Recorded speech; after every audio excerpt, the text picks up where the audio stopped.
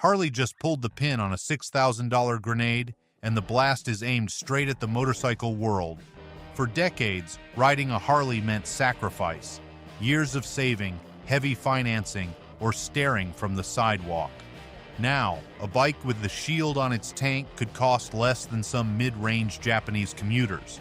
If you ride, this doesn't just change the showroom, it changes resale, culture, and who gets to call themselves a Harley owner. Stick with me, because the fallout from this rumored sprint could rewrite everything you thought you knew. The price bombshell. Harley allegedly did not just announce a motorcycle, they may have declared war on expectations. For over a century, the brand has been defined by heavyweight machines that roared down highways with equally heavyweight price tags. Owning one meant sacrifice, years of saving, long-term financing, or simply dreaming from the sidewalk. And then, according to supplier whispers, Harley pulled the pin on a grenade. If priced at $6,000, a motorcycle christened the Sprint could detonate across the industry like nothing before it. Reviving the Sprint name, if confirmed, would not be a nostalgic trick. It would be a statement. Back in the 1960s, Harley partnered with Italy's 𝐉𝐸𝐺 to create small, affordable bikes for everyday riders. That experiment whispered at what Harley could be. The rumored new Sprint would shout it. This would not be a heavyweight diluted into something smaller. It could be Harley compressing its myth into a price point the masses can finally touch. For context, competitor pricing shows the landscape. Hunter 350 around $4,200, mt-03 roughly $5,300, Rebel 500 typically in the mid-6,000s. If Sprint lands at $5,999, imagine walking into a showroom that once felt like a gated community. The velvet rope gets cut. A brand that used to begin at nearly $10,000 might offer a key for nearly half. The barrier between dream and reality could crumble, and riders who never thought they would wear the shield suddenly see themselves in the mirror of possibility. The mathematics alone tell a shocking story. For decades, Harley's entry point sat at $9,000 to $12,000. That pricing excluded millions of potential riders, college students paying tuition, young professionals managing student loans, urban workers balancing rent and transportation costs. At $6,000, those same demographics suddenly find themselves within striking distance of American motorcycle royalty. The psychological impact cannot be understated. What was once aspirational becomes attainable. But the sticker shock may only be the beginning. Look who Harley could be chasing: the new rider target. If confirmed, this would not be built for Harley's past. It would be built for its future. The Sprint was allegedly never designed to lure veteran riders who already own road glides or fat boys. Instead, analyst chatter suggests the company could be openly aiming at a demographic that has eluded it for more than a generation: first-time buyers, urban commuters, and young professionals who crave style without bankruptcy. In American cities where the average apartment lease already swallows half a paycheck, a $10,000 bike was a fantasy. A rumored $6,000 Sprint suddenly looks attainable. The strategy makes sense when viewed against the global backdrop. In markets such as India, Indonesia, and Brazil, motorcycles under $7,000 dominate streets and highways. Royal Enfield, Honda, and Yamaha have built empires on bikes in that band. By potentially positioning the Sprint in the same arena, Harley could signal that it does not intend to surrender younger riders to its rivals. The Honda Rebel 500, the Yamaha MT-03, and the Royal Enfield Hunter 350 all live between $4,000 and $7,000. If confirmed, a Harley badge would sit on the same showroom floor at nearly the same price. Analysts argue that the move could unlock a lifetime funnel. Bring a 20-something into the brand with an affordable Sprint, and 10 years later that same rider might be ready to graduate into a touring model costing $20,000 or more. What was once a lost customer becomes a repeat buyer across decades.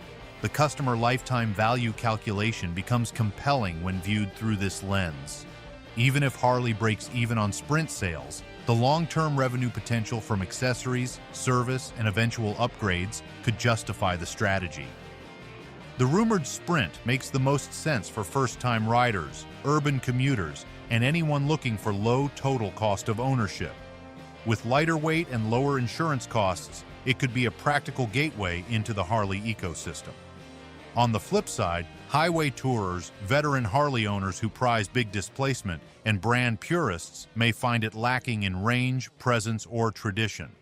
For them, the Sprint risks feeling more like a second commuter bike than a core Harley experience. And if Harley is chasing new blood, dealers could be about to bleed margin. If this breakdown is opening your eyes, subscribe to our channel and drop your thoughts in the comments. I want to know if you think Harley's rumored gamble could work. Dealer math. If confirmed, Harley's cheapest bike could become its riskiest bet. For dealers, the rumored Sprint represents both salvation and threat. On one hand, the promise of fresh foot traffic is irresistible. Younger riders entering showrooms could spark apparel sales, parts purchases, and long-term service contracts. On the other hand, if Sprint's slim price leaves less room for dealer margin, the volume would have to be high to keep lights on. One miscalculation in allocation and showrooms could be stacked with unsold units eating into floor plan financing. The mathematics are brutal. Traditional Harley models carry dealer margins in the 15 to 25% range, depending on model and market conditions. At $6,000, maintaining those margins becomes nearly impossible without sacrificing build quality or features. Dealers might see margins compressed to single digits, forcing them to sell 3 or 4 Sprints to equal the profit from one traditional cruiser. That's a fundamental shift in business model that not every dealer can navigate successfully. There's also the potential ripple in used markets. Pre-owned Sportsters that once filled the entry role for $8,000 could suddenly look overpriced beside a brand new Sprint at $6,000. Dealers with lots full of used iron may be forced into fire sale discounts. Even classic street models, once marketed as the accessible Harley, risk becoming harder to move overnight. Inventory managers may face a paradox. Celebrate the Sprint's arrival, but brace for collateral damage on everything else below $10,000. The timing creates additional complexity. Used motorcycle values have remained relatively strong post-pandemic, with many dealers carrying significant used inventory. If Sprint deliveries coincide with seasonal sales periods, dealers could face a perfect storm. New low-priced inventory competing directly with their used stock, compressed margins on new sales, and pressure to move aging inventory before it becomes completely obsolete. Riders with a Rebel 500, Street 750, or Sportster should act early. Once Sprint deliveries begin, older entry-level Harleys and mid-weight Japanese cruisers may face downward price pressure. To get ahead, list your bike now with a fresh service record and new tires, and cross-post to Cycle Trader, Facebook Marketplace, and OfferUp. Pricing 2 to 5% below local comparables increases the odds of selling quickly before Sprint reshapes the used market. But the real gamble may not be financial. It could be cultural. For first-time riders, the right setup matters more than the badge. Links to starter gear and accessories are in the description. Brand identity test. Can a rumored $6,000 bike still be a Harley? That's the question echoing through veteran riders clubs and online forums. For decades, Harley's identity has been welded to heavyweight cruisers with deep exhaust notes and long-distance credibility. Shrinking that aura into a budget-priced entry could risk diluting the brand in the eyes of its most loyal customers. The brand equity question runs deeper than simple pricing. Harley-Davidson has spent over a century building an image around exclusivity, craftsmanship, and American manufacturing heritage. The rumored Sprint challenges all 3 pillars simultaneously. If priced at $6,000, it's no longer exclusive. If built overseas for cost reasons, it's no longer purely American. If simplified for affordability, it may not showcase traditional craftsmanship. Each compromise risks alienating the core customer base that sustained the company through multiple downturns. Still, tension may remain. For purists, the brand must roar. For strategists, the brand must grow.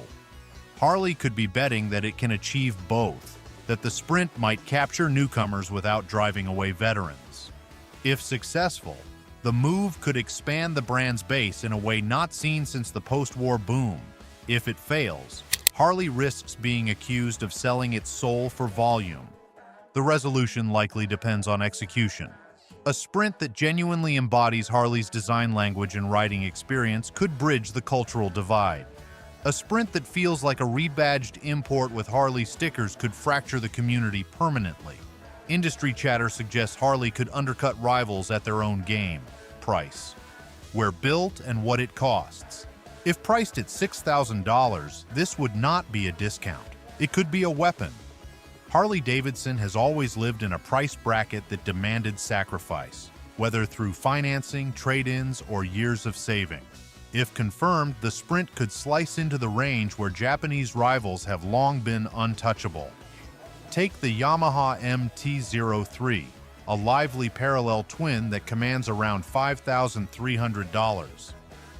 For years, that model stood as a gateway drug to performance riding.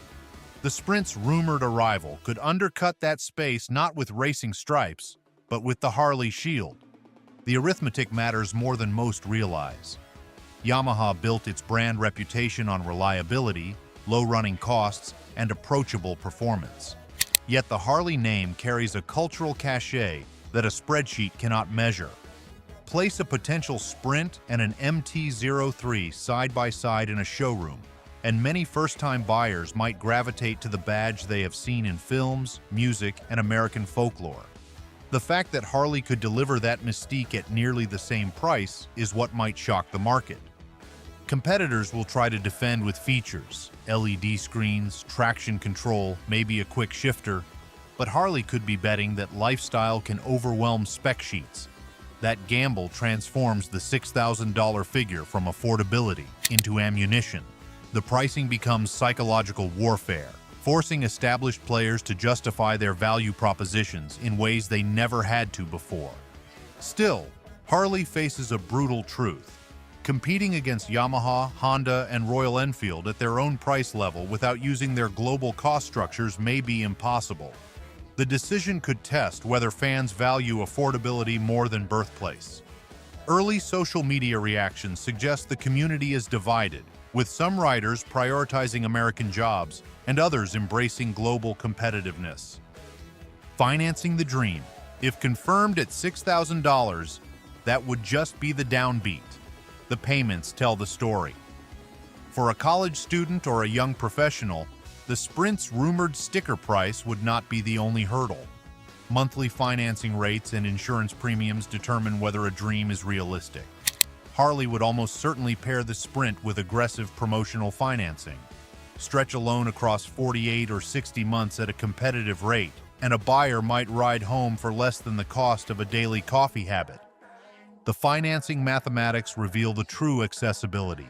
At $6,000 with 20% down and 4.9% APR over 48 months, monthly payments could land around $115. Compare that to a traditional Harley Sportster at $12,000, which might require payments exceeding $250 monthly.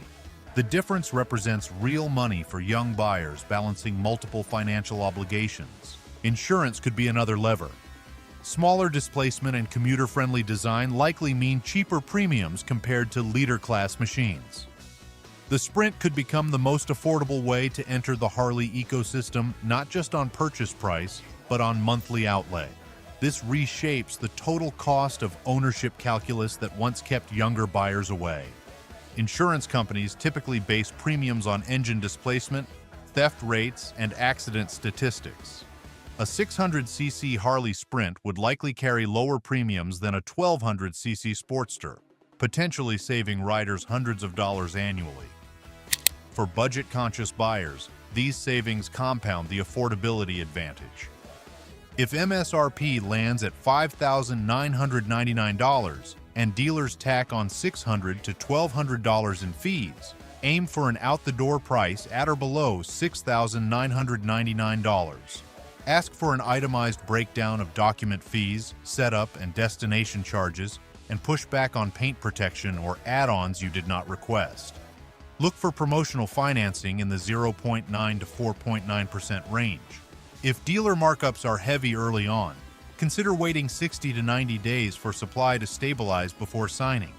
But rivals cannot simply match Harley dollar for dollar. Their cost structures may not let them. Workers on edge. A cheap Harley, if confirmed, would not be cheap for the people who build it. The rumored Sprint may excite young riders, but in union halls across the Midwest, industry speculation has sent ripples of unease. Harley's factories in Wisconsin, Pennsylvania, and Missouri have long supported thousands of union jobs, and workers know the math.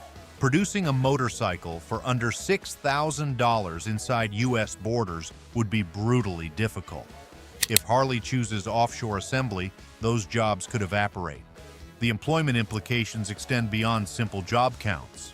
Harley's manufacturing facilities employ skilled machinists, welders, and assembly technicians who command premium wages in their local markets. These workers have built careers around producing premium motorcycles with complex manufacturing requirements. A shift towards simpler, lower-cost models produced overseas could eliminate the need for much of this specialized expertise. Union representatives warn of a dangerous precedent. They recall when the Street Series leaned on overseas facilities, sparking bitter protests. The Sprint's potential global production whispers feel like déjà vu. "We do not fear competition," one machinist might explain. "We fear being erased from the equation." The concern is not only about assembly lines, it's also about technicians. Modern Harleys are complex machines, and service departments employ legions of mechanics trained to handle heavyweight cruisers. The rumored Sprint, lighter and simpler, could reduce the need for high-cost technician hours. Some fear this could shrink service revenue, cutting hours and pay. Reskilling programs might soften the blow, but uncertainty lingers. Workers built the Harley legend, and they fear becoming casualties of Harley's rumored reinvention. Political spotlight.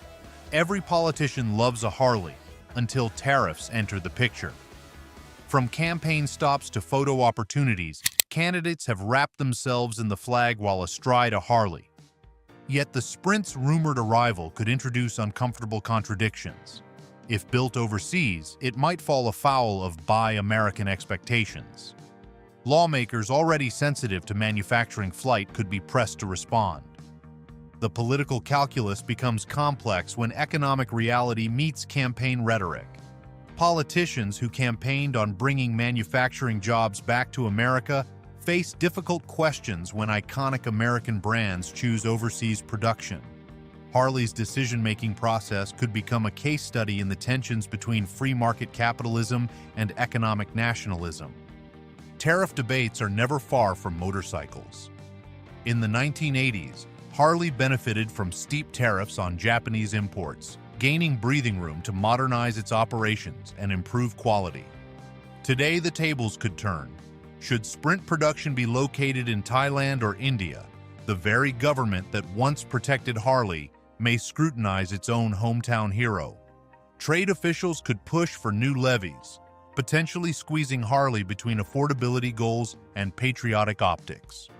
The irony runs deep. Harley's survival in the 1980s depended partly on government protection from foreign competition. Now the company may need foreign manufacturing partnerships to compete effectively in global markets. The contradiction highlights how dramatically trade dynamics have shifted over 4 decades. For now, senators and governors tread carefully. No one wants to alienate Harley enthusiasts in their districts, but the balance is fragile, and a single misstep in tariffs or emissions rules could ignite hearings that benefit no one except political grandstanders. Investor math. If confirmed, Harley's cheapest bike may be its richest idea. Wall Street analysts often speak less about engines and more about funnels. They could see the Sprint as the first step in a lifetime customer pipeline. At $6,000, Harley might capture riders at the earliest stage of their careers. 10 years later, that same rider could step into a $15,000 soft ale. 2 decades later, they might graduate into a $25,000 touring machine, complete with service plans, accessories, and merchandise. Each Sprint sold today could yield decades of revenue tomorrow. The customer lifetime value calculation becomes compelling when viewed through this lens. Industry data suggests motorcycle enthusiasts typically own multiple bikes over their riding careers, often trading up in displacement, features, and price.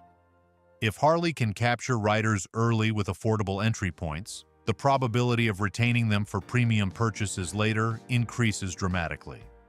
Investors note the potential in scale. If Harley sells 50,000 Sprints annually worldwide, even at thinner margins, the sheer volume could rival the profitability of heavyweight cruisers. The stock market thrives on growth stories, and Sprint could offer one with a simple narrative. Harley expands its base. Early market reactions to rumors were cautiously optimistic. Some analysts raised price targets, arguing that Harley might finally solve its aging demographic problem. Others warned of risks, from margin compression to brand dilution. The mathematics of scale matter enormously. Current Harley production volumes hover around 200,000 units annually across all models. Adding 50,000 Sprints would represent a 25% increase in unit sales, even if revenue per unit declines. That kind of volume growth could justify significant infrastructure investments and operational changes. Quarterly earnings calls could become particularly interesting if Sprint details emerge. Analysts will demand specifics about production costs, margin expectations, and volume projections. Management's ability to articulate a compelling growth narrative could significantly impact stock performance regardless of the motorcycle's actual market reception. The mystery machine. We know the rumored price and the name, the rest is guesswork. Harley has allegedly guarded Sprint specifications with unusual secrecy, offering only speculation at any reveal. That leaves the industry to guess wildly. Will it carry a twin-cylinder engine, matching the Yamaha MT-03? Or will Harley lean on a single-cylinder platform to keep costs low, echoing Royal Enfield's strategy? The engineering questions multiply rapidly.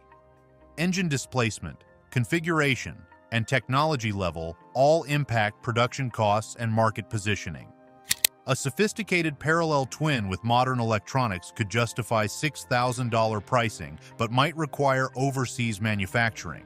A simpler single-cylinder design could potentially support domestic assembly, but might disappoint performance-oriented buyers. Design cues are equally mysterious. If leaked sketches suggest a muscular fuel tank and low-slung stance, without confirmation, the debate rages on. Enthusiasts hope for genuine Harley DNA, belt drive, throaty exhaust, and unmistakable styling. Skeptics fear a generic commuter draped in Harley paint. Weight, horsepower, and electronic features all remain unknown. Benchmarking rivals hints at possibilities, perhaps 40 horsepower, perhaps 380 pounds curb weight, perhaps modern conveniences like ABS and LED lighting. But until Harley unveils the production model, all we have are educated guesses. The speculation itself generates publicity, keeping Harley in motorcycle media coverage without spending advertising dollars. Prototype testing and regulatory approval timelines suggest final specifications may already be locked. Any changes at this stage would delay launch and increase development costs. Harley's engineers must be confident in their choices, but market validation awaits the actual reveal. Competitors scramble. The first casualty was complacency. Honda, Kawasaki, and Yamaha had long owned the entry-level motorcycle space, adjusting prices slowly and releasing updates on predictable cycles. The Sprint's rumored $6,000 sticker could blow up that rhythm overnight.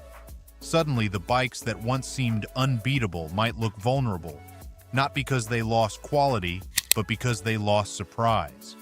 Honda could be the most exposed. Its Rebel line has been the go-to for beginners in the United States, blending friendly ergonomics with trusted reliability. Priced just above $6,000, it might now look like a safe but uninspired choice. Expect Honda to potentially respond with temporary rebates, loyalty incentives, or technology upgrades to remind buyers why it deserves loyalty. The competitive response could reshape the entire entry-level segment. Manufacturers who previously competed primarily on features and reliability may need to emphasize brand heritage and emotional appeal. That's traditionally been Harley's strength, making the Sprint's arrival particularly threatening to established players. Kawasaki faces a similar challenge with the Eliminator, a machine praised for agility but lacking the Harley mystique. To compete, Kawasaki could lean on its reputation for performance or bundle gear and extended warranties to sweeten the deal. Yamaha, though wounded, may add premium features to justify its price point. None of these companies expected to be playing defense against Harley in the budget arena. The scramble extends beyond pricing to marketing messaging. Competitors may emphasize reliability records, service network coverage, or racing heritage to differentiate themselves from a newcomer Sprint. These defensive strategies could inadvertently validate Harley's decision to enter the segment, acknowledging that brand prestige matters even at entry-level price points. Supply chain implications could favor some competitors over others. Companies with established low-cost manufacturing and efficient distribution may respond more quickly than those dependent on premium positioning. The Sprint's arrival could accelerate industry consolidation as weaker players struggle to compete simultaneously on price and features. Culture clash and policy ripples. When price pressure meets pride, sparks fly. Harley riders have always prided themselves on being part of something exclusive, a tribe built around machines that required financial sacrifice. The rumored Sprint threatens to redraw those boundaries. Suddenly, a college student or young gig worker might park next to a $25,000 road glide on equal footing. For some, that democratization could be inspiring. For others, it might feel like dilution. Clubhouses and online forums echo with debate. Purists insist the Sprint could cheapen the brand, warning that Harley might lose the very aura that made it aspirational. Younger riders counter that accessibility is the future, arguing that the company must evolve or fade into irrelevance. Generational divides sharpen. Veterans worry about etiquette, culture, and pride of ownership. Newcomers talk about affordability, style, and mobility. The cultural tensions reflect broader societal divisions about exclusivity versus inclusion. Harley has historically benefited from aspirational positioning, the brand people dreamed of joining someday. Opening those gates to wider populations could energize new communities while alienating existing ones. Managing this transition requires delicate balancing of messaging and community building. Social media amplifies these tensions exponentially. Facebook groups dedicated to specific Harley models buzz with speculation and argument. Instagram influencers debate whether Sprint riders deserve the same respect as touring model owners. TikTok videos mock or celebrate the democratization of American motorcycle culture. The conversation extends far beyond traditional motorcycle media into mainstream social discourse. Safety infrastructure demands attention as motorcycle adoption increases. More riders mean more accidents without corresponding improvements to training, protective gear standards, and road design. Policymakers may need to invest in rider education programs, improve road surface maintenance, and enhance emergency response capabilities. These costs could offset some environmental and congestion benefits. What you should do: $6,000, if confirmed, doesn't just buy a bike, it buys a doorway. For millions who once saw Harley-Davidson as unattainable, the Sprint could become an entry point into the brand's ecosystem. A first motorcycle often leads to service visits, apparel, clubs, and eventually bigger machines. Each sale is more than revenue. It's recruitment into a lifestyle. For consumers, that doorway is empowerment. Harley ownership might no longer be reserved for older, wealthier riders. Young professionals, students, and commuters could access the same culture that once felt distant. For investors, the doorway represents scalability. Harley could expand its base and reset its customer funnel for a new generation. Buyers face an intriguing decision matrix. First-time riders must weigh Japanese reliability against Harley's cultural cachet. The Sprint could tip the scales if it delivers genuine Harley character at a competitive price. Experienced riders might consider it as a second bike for urban use or as a training platform for friends and family. For Harley-Davidson, the stakes are immense. Sprint's success could validate a shift toward accessibility and growth, while failure risks brand dilution and wasted resources. The industry is watching closely to see whether a heritage brand can modernize without losing its core identity. Harley just redrew the map, but the next move belongs to you. If you've watched this far, you know this isn't just a bike, it's a battle for the future. Subscribe right now, join the ride, and don't miss what happens next, because the story is only just beginning.